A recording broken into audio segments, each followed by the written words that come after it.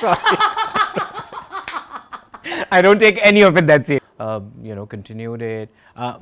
My full name would be Chaudhry Sarmad Sultan Khoosat. Bub. So, I mean, I would be just happy just there. What's your first emotion when you see your film on the big screen? Or any Anxiety. A lot of anxiety. But chalo, at least. हाँ, मैं उधर जाके मैंने सोचा कि मैं तस्वीरें खिंचवा के ना और अपनी फिल्म कोने में देख के खुश होके रो के जो भी होगा वो सब मैं करके प्रोसेस करके then I'll be back.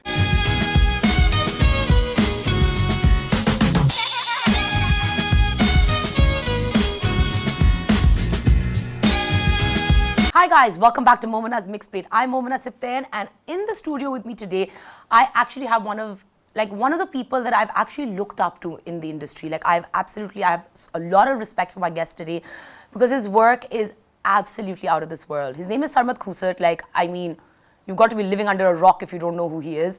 I think like when I saw Manto, I absolutely fell in love, and I can't wait to introduce you guys to him. His new film, Kamli, is coming out. His film, Joyland, is going to Cannes Film Festival, which is absolutely phenomenal. So there's a lot that we're going to be talking about. Stay tuned till the end of the episode so you guys can understand what both the films are about, and we're going to be talking about storytelling, about this entire debate जो social media पे चल रही है कि foreign films को ban कर दिया जाए. हम इस पे definitely बात करेंगे. I definitely want to know what Sarmad's point of view is on this. Before we get started, you guys don't forget to subscribe to the channel, hit the notification bell so you can be part of the Momina's Mixed Plate family, and let's welcome on Sarmad Khoosat. Hello. I was just impressed. That's some flow, that's some eloquence, and like, wow, it flowed like a very fast stream. Thank you. That's the way I think. Thank you so much. It's finally, like, I think it's been a few years in the making. Yes. Before we get like into the actual conversation, मैं अभी पहले ना सरमद से बात करी थी, मैंने उनसे पूछा कि डरते में खूसट का मतलब क्या होता है? बुड्ढा. I know, but I mean, there are more impolite words for it, khadoos and whatnot. Because I've heard Buddha Khoosat, but it was not like that's how I like you know, like I was like, okay, there has to be, is it a family name? Is it like? So this was my dada's pen name, which eventually became his screen name also. So we are technically Chaudhrys, which is our, like, say, the caste and the surname. But so Dada used it because he used to write songs, and then he painted also. So he somehow, I don't know, there is a story, it's a very long story some other day. Okay. But Khoosat is Khoosat, and maybe he used it just like that, and then it stuck to his, fame, and then Abba, continued it. My full name would be Chaudhry Sarmad Sultan Khoosat. Bub. ये सब लोग His Highness भी लगा देते हैं, मियाँ भी लगा देते हैं, पांचों लोग जो है ना, so इसीलिए wow, that's a long name. हाँ नहीं, वो बस इसीलिए कहीं मैं कुछ इस्तेमाल कर लेता हूँ, कहीं कुछ. So कहाँ पे क्या इस्तेमाल करते हैं? मतलब शनाख्ती कार्ड के ऊपर सिर्फ दरमियान वाला है, स्क्रीन पे सरमद नहीं, सरमद अली सुल्तान, और वैसे सरमद खूसट है जब मैं अदाकारी कर रहा होता हूँ, क्योंकि एक्टरों के नाम अच्छे लगते हैं 2, हाँ लेकिन डायरेक्टर का नाम अच्छा लगता है 3. Sorry. I don't take any of it that serious. I know, I was just going to say that I've never heard of this before. Acha, okay. So, Cannes Film Festival. Yes. How? And like, tell me everything about it. I'm super excited. It's actually one of those pinnacle moments in like film globally, is the Cannes Film Festival, for me at least. I think the entire credit, technically speaking, goes to Saima, who is a brilliant filmmaker, a Columbia grad, who I had the good fortune of sort of mentoring him when he had just sort of, I think he was done with LUMS and he had applied for a master's degree in film. So he assisted me on this project called More Mahal for Geo. And after that, he just went to Columbia, and then, I mean, nothing stopped him from being brilliant and becoming more brilliant. So Saim has written this, he has directed this. We feel very lucky and fortunate that we are one of the producers. That is my little company, Khoosat Films, and I myself. So that's about it. That's all you want to reveal for now. That is all you want to reveal. I thought maybe I could push you a little bit to give me a little bit. I mean, things that are already, say public knowledge. I mean, the cast, I mean, it has this wonderful, like, just amazing, like, force of nature type actor, this trans girl, Alina, who is our lead. Then there is this brilliant actor, Ali Junejo. Then an up-and-coming, extremely gifted actor, Rasti Farooq. Then there is Sania Said, Sarwat Gilani, Sohail Sameer, Salman Pirzada Sahib, and Abdullah Siddiqui has done our background score. I mean, he's just brilliant. So, I mean, and the rest of The whole team, like, I mean, it's like a very powerful cast. My other producing partner on this is this phenomenal lady from the US. She's an Indian American, Purva Charan. So yeah, so I mean that's us. We're taking it to, I mean we just submitted. I mean we were like, oh yeah, I mean we know we've made a good film, but I mean getting into Cannes, then getting officially selected in the uncertain regard category where we're competing also. So I mean I would be just happy just there. I have half a mind of just getting on a plane with you guys and coming. I've got my visa. I'm like, chale chalte inke saath hi. But as luck would have it, it's a bit twisted for me because, you know, with Kamli Promotions and Kamli releasing on the 3rd of June and this happening on the 23rd, like our screening and Cannes has already, no, it kicks off tomorrow. So I'll be going there for just 2 nights. But chalo, at least. हाँ, मैं उधर जाके मैंने सोचा कि मैं तस्वीरें खिंचवा के ना और अपनी फिल्म कोने में देख के खुश होके रो के जो भी होगा वो सब मैं करके प्रोसेस करके then I'll be back. What's your first emotion when you see your film on the big screen? Or Anxiety, a lot of anxiety. Like I'm a ball of nerves, and I think I have rarely sat with an audience and watched my own work. I mean, I feel very nervous. I think on Manto's premiere, I was just pacing outside in the lobby, and I was at the Manto premiere. Yeah, I was there. yeah. And then when I traveled with Manto, I remember like I would just be like either, you know, just somewhere in a corner hiding away from the audience, or just be there for the first 5 minutes, make my little speech and literally just run and, you know. It is a bit daunting to see yourself on that. Out of all the projects that you've done, which one has pushed your limits the most? As an actor, as a creator? As an actor, no time to sleep. This 24-hour long performance. I mean, yeah, I mean physically and I tuned in on that. yeah, and I think I'm more so emotionally. Because, you know, I mean, for a project like that, you cannot prepare enough, you cannot rehearse enough. Our rehearsals spanned over many weeks, but, you know, for, say, an actual hour of the performance, we started with a 5-minute unit and then took it to 10 and 15. So we never did like a 24-hour run for the whole thing. But in real time, I think it just became like actually one of those, you know, locked up type situations, real situations. Because you have to also put yourself into the frame of mind, and then for 24 hours to continuously carry it on is a very different thing than acting. Like say, like I mean, there are like international actors also say when there's a very powerful role that I mean, I remember Jack Nicholson told Heath Ledger when he took on the Joker that, you know, this role will consume you. So, but even then, you're doing it over a span of like over a few months or a few weeks, and like it's a bit by bit every day. But imagine like that intensity on 24 hours, which is like non-stop. I mean, what did you do to kind of get out of that role? So, I had these 2 remarkable people working with me on it. These 2 other than my remarkable sister. she was the main producer and the director of the show. But these 2 people who had come from the UK to sort of, you know, they designed the whole thing with her, and they sort of were there to help me with the performance.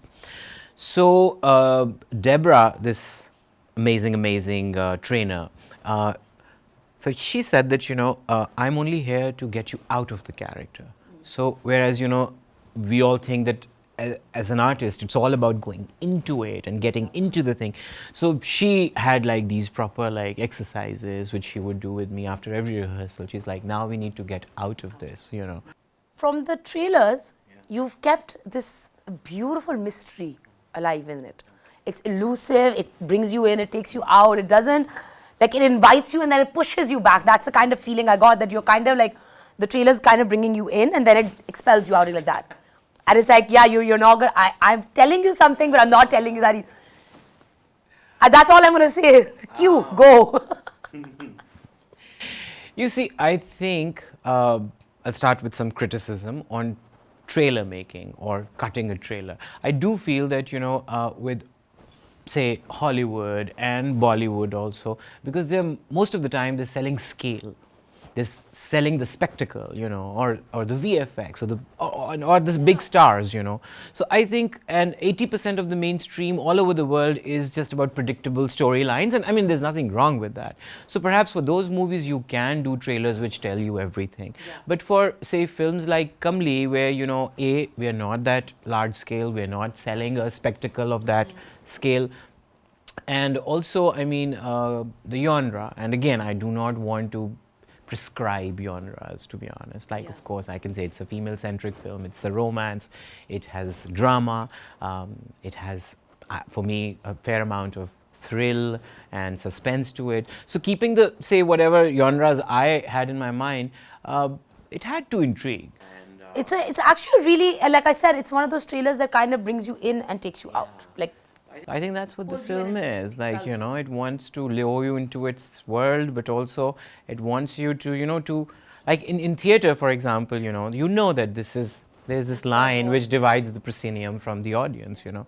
So sure, I mean, I wanted to sort of, you know, have a connection, but I mean, I think it's very beautifully put by you that it pulls you, but then also throws you. Yeah. Because it's kind of like, it's like, yeah, I want to know more, but it's not telling me, like, I want to extract as much as I can, but I can't. Like, it's not giving me that much. And also the world, I feel the world of Kamli, I mean, as I would like to call it. Like, every film has its own world, its microcosm or whatever, you know, little world that you try and create on screen. So that world is like, you know, you would think that you understand it, because there is, of course, you know, some universalities about every expression of art. But then also it's about taking you into somebody else's world, you know. Storyline वगैरह छोड़ते हैं, मुझे आगे तो casting is very unique. I mean, it's a very unique thing that, like, I mean, especially in Pakistan, to take like a mega star like Sabaa Qamar and then pair her up with like a debut star like Hamza. How did that come about, and what did you like see in Hamza? Because obviously Hamza is going to be coming onto the show as well. But I want to know what your thought process was in kind of pairing, because no, abroad you see it, like even in Bollywood tak you will see it, but here it's not as common. Like most production houses, or they would want like bada naam aaye, bade naam इकट्ठे चलें साथ साथ.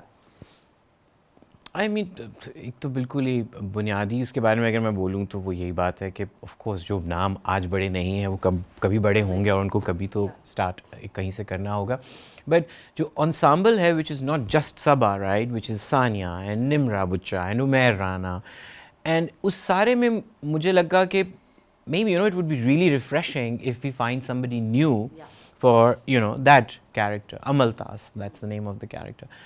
And also, to be honest, not that I'm doubting, say, the potential or, say, the range of our actors who are in the, say, the mainstream, or they are like the A-listers. But, you know, I do feel that films require a certain kind of journey, you know, a process.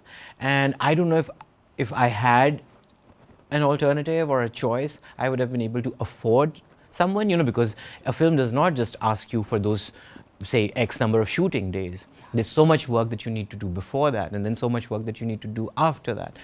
And for Amal Tas particularly, there was a, you know, I think, like with any character, there was a set physical appearance that I had in mind.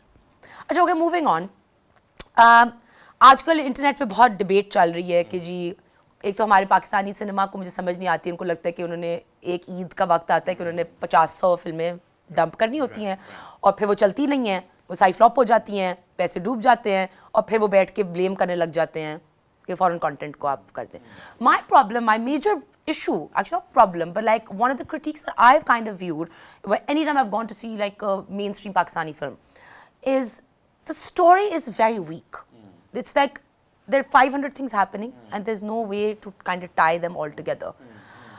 What is your take on all of this? And like how much, like where do you think our storytelling is today and where does it need to go? Okay, it's a loaded question. I'll begin with reiterating what you just said about, say, everybody just vying for that Eid release. I mean, that doesn't make sense, to be honest. I mean, there are other occasions in the year also, and we need to design our calendars a little better. Of course, it's an overload, and it is, I mean, why are we just pitted against each other that way, you know? That should not be the case. Say if it were 2 films, then I'm sure those 2 would be competing with Doctor Strange in this case. But then there are 5, then of course, you know, it's just a basic rule of math and probability that, you know, good or bad is another debate. So I feel that's where the problem is. Also, there is no, I mean, as much as one would like to believe that there's an industry and there is a fraternity and there are, I mean, no. It's still very, you know, flimsy in its structure. It does not have the right kind of patronage either, you know. For example, like if Tare Zameen Pe becomes a massive hit in India and somebody sitting somewhere realizes that, oh, this is an important film, it's talking about an important topic, then there are things that governments or other institutions do. They would say just, you know, evade tax on that. Oh, they would just give a tax waiver on that. And that film would be just screened in colleges and schools, and you know, like that's how you promote your cinema. So of course there's no institutional support that way. So there's a big issue. And also screens nahi hai. आप masses को तो like your masses cannot afford 1,000 rupee ticket. आपके you need smaller screens around the country where like you know 200-300 रुपए का ticket. Like I mean the same film in like I mean I'll just come again, we come back to India because socio-economically we're pretty much आगे पीछे की कहानी है. But I mean, a nukkar pe cinema hai. You want a 2,000 rupee experience, you can get that for the same film, and you want a 200 rupee experience, you can get that as well. I mean, we've made it. Like, I mean, definitely, it has been crafted on a very classist principle, right? Cinema, which used to be considered, say, like, this is for the awam, this is not for the educated, this is not for the cultured, and cinema was always considered like, you know, a mass entertainment type, and I think that was also just a blame thing. And now we have gone to the other side, where it's like, oh, you have to be a certain amount of socio-economically empowered to be able to afford going to the theatre, you know, to watch a film. So that, and of course the blame cannot be entirely on the exhibitors, but of course, I mean, exhibitors are to be blamed in a way that they need also a sense of, you know, some design to it. I think it lacks design, and it's a long food chain, because, you know, not just beginning with, say, actors and the you know, the technicians or the crew and cast responsible for making it, but the producers, and then there are the exhibitors, and there are the distributors in the middle, and then there are your media partners and whatnot. So I think the whole ecosystem actually requires a good central nervous system, which lacks at the moment, you know.